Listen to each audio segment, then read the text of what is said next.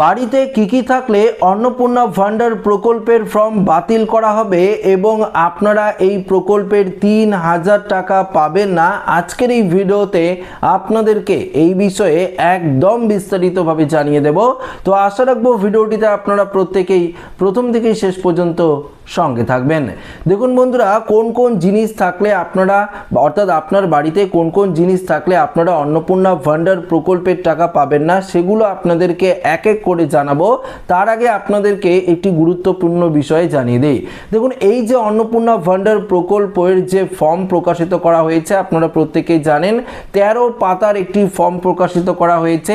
অনেকেই কিন্তু সেই ফর্মটি ফিল আপ করতে পারবে না এবং দেখুন এই ফর্মটি যদি থাকে, এই ফর্মটি যদি পরিবর্তন করা না হয়, কিন্তু দেখুন এই ফর্মটি যদি একই রকম থাকে তাহলে লক্ষ লক্ষ উপভোক্তা কিন্তু এই অন্নপূর্ণা ভান্ডার প্রকল্পের টাকা পাবে না। হ্যাঁ বন্ধুরা, এটা কিন্তু আমি আগে থেকেই বলে দিচ্ছি, আপনার লক্ষ্মীর ভান্ডার প্রকল্পের টাকা পেলেও অন্নপূর্ণা ভান্ডার প্রকল্পের টাকা কিন্তু পাবেন না।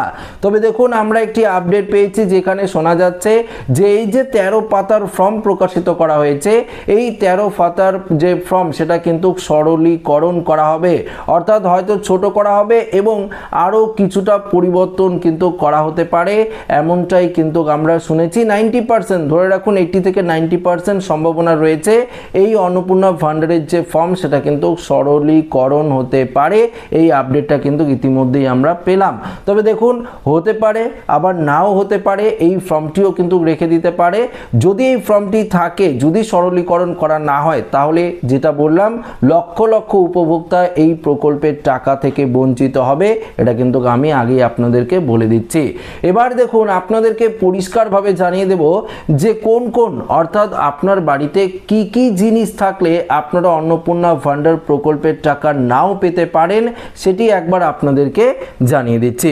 দেখুন, এই মুহূর্তে আপনারা তো থাম্বনেলে দেখেইছেন, যদি আপনার নামে কোনো রকম জিএসটির ফাইল থাকে বা ধরুন আপনার নামে কোনো রকম জিএসটির অ্যাকাউন্ট রয়েছে, সেক্ষেত্রে কিন্তু আপনি এই প্রকল্পের টাকা পাবেন না। এটা কিন্তু 100% নিশ্চিত। আপনার পরিবারে যদি অন্য কারোর নামে থাকে সেক্ষেত্রে কোনো রকম সমস্যা হওয়ার কথা নয়, কিন্তু আপনার নামে জিএসটির কোনো রকম কিছু করা থাকলে বা জিএসটি অ্যাকাউন্ট খোলা থাকলে, আপনার নামে জিএসটির কোনো রকম কিছু থাকলে আপনারা কিন্তু এই প্রকল্পের টাকা পাবেন না। আচ্ছা, জিএসটির কথার পাশাপাশি একটি জিনিস মনে পড়লো, যদি আপনি আইটি ফাইল করে থাকেন, ইনকাম ট্যাক্স দিয়ে থাকেন, সেক্ষেত্রেও কিন্তু আপনারা এই প্রকল্পের টাকা পাবেন না। এটা কিন্তু 100% শিওর করে আমি আপনাদেরকে বলে দিচ্ছি। এবার আসছি, যদি আপনার হাজব্যান্ড বা আপনার ছেলে সরকারি কোনো চাকরি করে, তাহলে তো আপনার পরিবারের মধ্যেই পড়ছে, কেননা ফর্মের মধ্যে পরিবারের সমস্ত সকল সদস্যের নাম কিন্তু এখানে বলেছে, ডিটেলস লিখতে তাদের ব্যাংক অ্যাকাউন্টও কিন্তু চেয়েছে। তবে দেখুন, আপনি যদি কোনো রকম সরকারি চাকরি করেন সেক্ষেত্রে কিন্তু আপনারা এই প্রকল্পের টাকা থেকে বঞ্চিত হতে পারেন এবং পাশাপাশি পরিবারের যদি কেউ এই সরকারি চাকরি করে সেক্ষেত্রেও কিন্তু সমস্যা হতে পারে, আবার নাও হতে পারে। তবে এটা কিন্তু আপনি যদি চাকরি করে থাকেন সেক্ষেত্রে কিন্তু আপনি পাবেন না, এটা কিন্তু 100% শিওর। কিন্তু পরিবারের যদি আপনার কোনো সদস্য সরকারি চাকরি করে থাকে সেক্ষেত্রে সমস্যা হতেও পারে, আবার নাও কিন্তু হতে পারে। তবে ফর্মের মধ্যে এটা কিন্তু উল্লেখ করে দেয়নি যে সরকারি যদি আপনার পরিবারের কেউ সরকারি চাকরি করে তাহলে আপনারা এই প্রকল্পের টাকা পাবেন না, এটা কিন্তু কোনো রকম উল্লেখ করেনি। আচ্ছা, এবার আসছি, দেখুন আপনার বাড়িতে যদি 4 চাকার কোনো গাড়ি থাকে, ফর্মের মধ্যে উল্লেখ করতে বলেছে, সেক্ষেত্রেও কিন্তু সমস্যা হতে পারে, অর্থাৎ এই প্রকল্পের টাকা আপনারা কিন্তু নাও পেতে পারেন। এটা কিন্তু স্পষ্টভাবে ফর্মের মধ্যে উল্লেখ নেই। তবে আমি আপনাদেরকে আপডেটে যেটা আমরা পাচ্ছি, কেন এই যে আপনার বাড়িতে 4 চাকার গাড়ি রয়েছে কিনা, কেন সেগুলো চাইছে, হয়তো আপনারা এই প্রকল্পের সুবিধা কিন্তু নাও পেতে পারেন। আসছি পরবর্তী, বাইক থাকলে কোনো রকম অসুবিধা হবে না।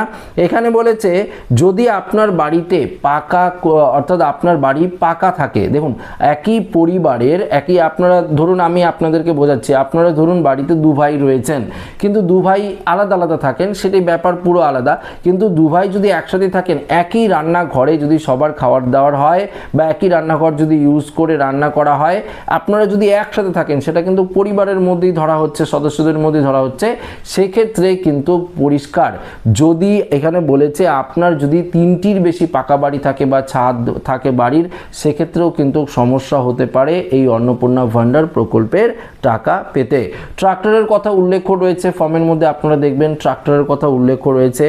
রেশন কার্ডের কথা কিন্তু এখানে রেশন কার্ডের নাম্বার এগুলো চেয়েছে, রেশন কার্ড আপনার কি ক্যাটাগরি রয়েছে সেগুলো রয়েছে, কিন্তু রেশন কার্ড নিয়ে সেরকম কিছু বলেনি।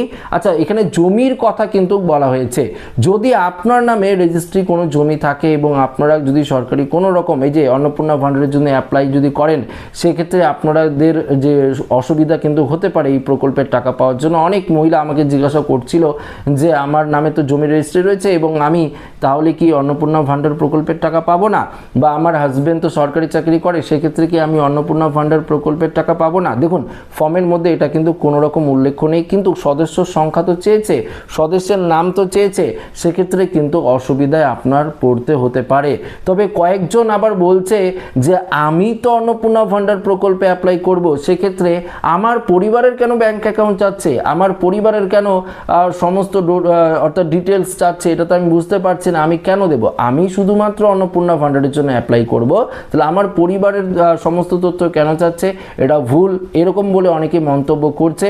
সেটা দেখুন, সেটা আমি তো বলতে পারছি না, যেটা সরকারের তরফ থেকে ফর্মটা পাবলিশ করা হয়েছে সেই আপডেটই আপনাদেরকে দিচ্ছি।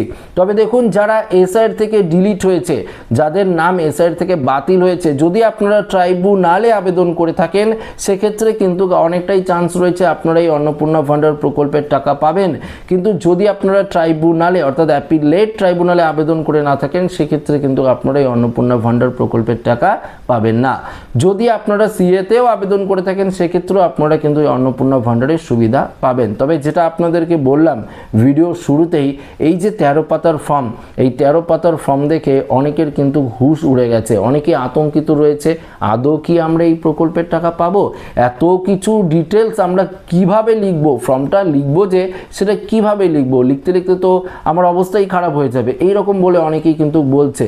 তবে দেখুন, আমার যতটা সম্ভব এই ফর্মের সরলীকরণ হতে পারে, এই ফর্মটি শর্ট করে আনা হতে পারে এবং আরও কিছু সরল করা হতে পারে, এই আপডেটটা আমরা পেয়েছি, যেটা আপনাদেরকে এই ভিডিওতে দিয়ে দিলাম।